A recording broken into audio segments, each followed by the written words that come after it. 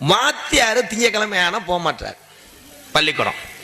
வாத்தியார் பொண்டாட்டி கிளம்பிருச்சு, உப்புமாவை கருக விட்டு கிண்டி வாத்தியார இன்னைக்கு என்ன கிழமை அப்படின்றாரு வாத்தியார்.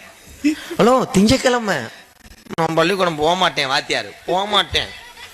உடனே வாத்தியார் பொண்டாட்டி பிரஸ்ல மட்டும் மிளகா பொடியை தடவி, சாரி ப்ரோ கோல்கட்டை தடவி கிழிச்சு பிடிச்சு விளக்கி விட்டு செம்புல தண்ணியை ஊத்து வாயை கொப்பளிச்சு அது உப்புமாவை பிணைஞ்சுக்கிட்டு, செல்ல குட்டி திங்கக்கிழமை பள்ளிக்கூடத்துக்கு போவீங்களா? யார? வாத்தியார.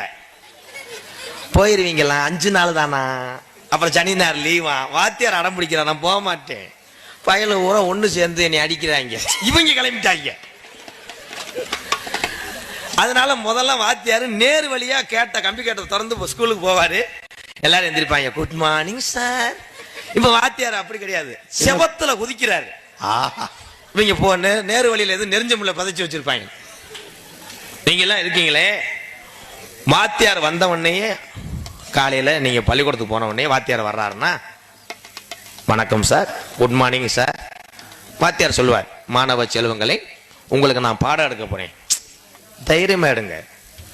1 மணி நேரம் வேணாம் சார், 2 மணி நேரம் எடுங்க அப்படின்னு இவங்க சொல்லுவாங்களாக்க. வாத்தியார் உள்ள நுழைஞ்சவனே இவங்களுக்குள்ளே பேசிக்கிறாங்க, வந்துட்டேன் அறுப்பேன் அறுப்பான்டா, என்னடா அறுப்பேன்டா, ஏண்டா விமல் அறுப்பேன். இவனுக்கு சாவு வருது, இவனுக்கு வர மாட்டேங்குது. சொல்லக்கூடாது சிரிப்புகள்ல, இதுதான் உண்மை. நான் உண்மையை